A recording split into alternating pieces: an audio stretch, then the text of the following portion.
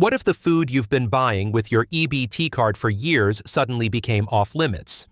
Imagine walking into the grocery store, filling your cart like you always have, only to find out at checkout that your benefits no longer cover some of the items your family depends on.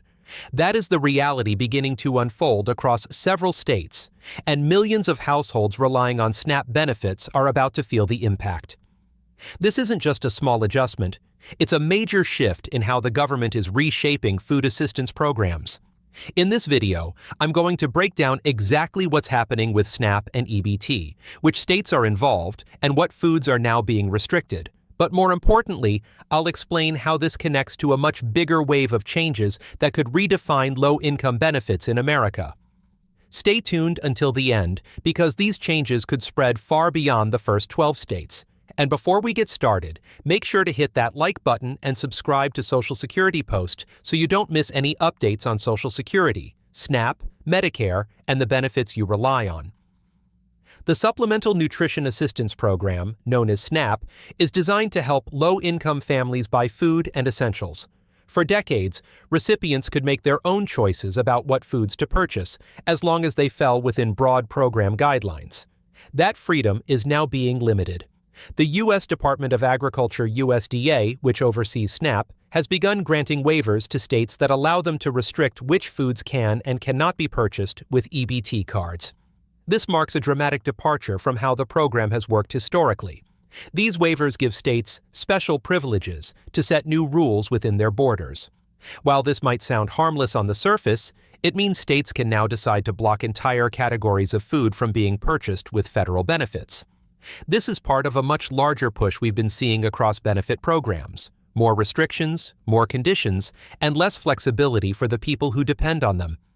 Instead of empowering families to make their own choices, the government is moving toward controlling those choices in ways we haven't seen before. Just a few months ago, 6 states were quietly granted waivers to restrict certain foods under SNAP. At the time, many thought it might stay limited or even be temporary.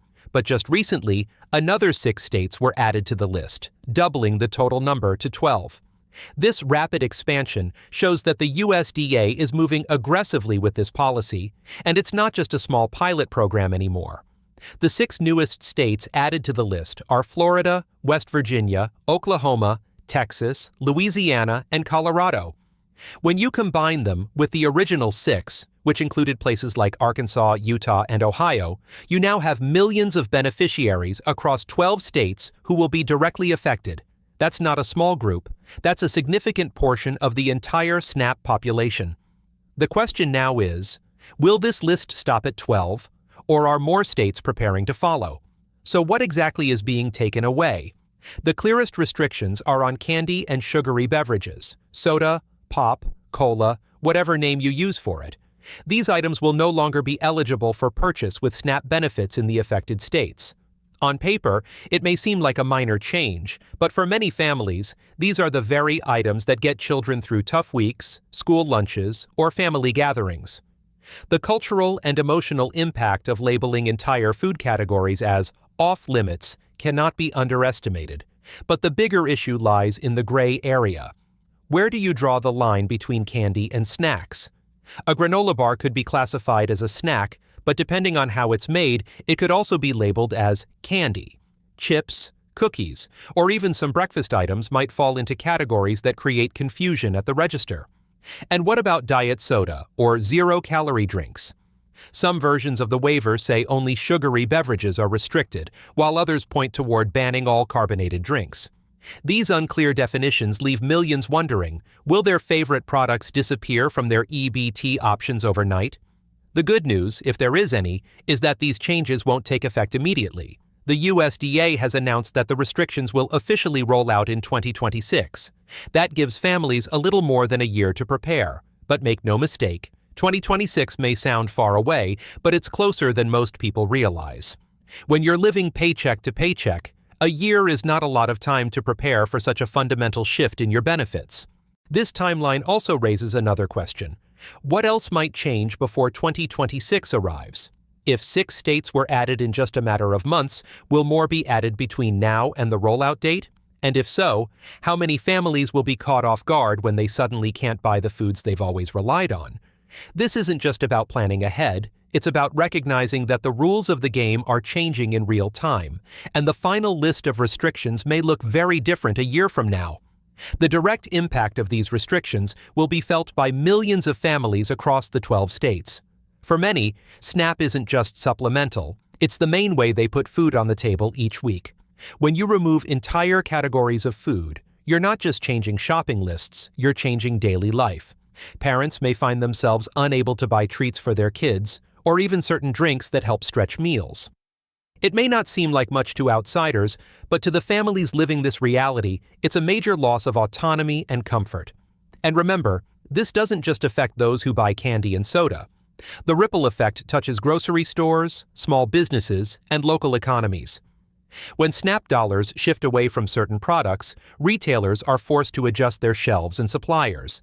It changes what's available in stores, which can impact everyone in the community, even those who aren't on SNAP. The economic footprint of SNAP is massive, and when you alter it, the effects are widespread. This is not happening in isolation. In fact, it's part of a much broader movement to reshape benefit programs like SNAP, Medicaid, and even Social Security. We've already seen new work requirements introduced for certain SNAP recipients, making it harder for older Americans and low-income families to qualify. At the same time, Medicaid is being restructured in ways that reduce coverage or make it more complicated to stay enrolled. These food restrictions are just another piece of the puzzle. When you step back and look at the bigger picture, it becomes clear. Benefits programs are undergoing historic changes. Instead of expanding access, the trend seems to be tightening it. For millions of Americans who depend on these programs, this creates an environment of constant uncertainty. Families are left asking, what will they take away next? First, it's soda and candy, but could it eventually be other foods or even non-food items covered under EBT? Perhaps the most troubling part of these new restrictions is the uncertainty. Different versions of the waiver language suggest different rules. Some say only sugary sodas will be banned, while others hint at banning all carbonated drinks.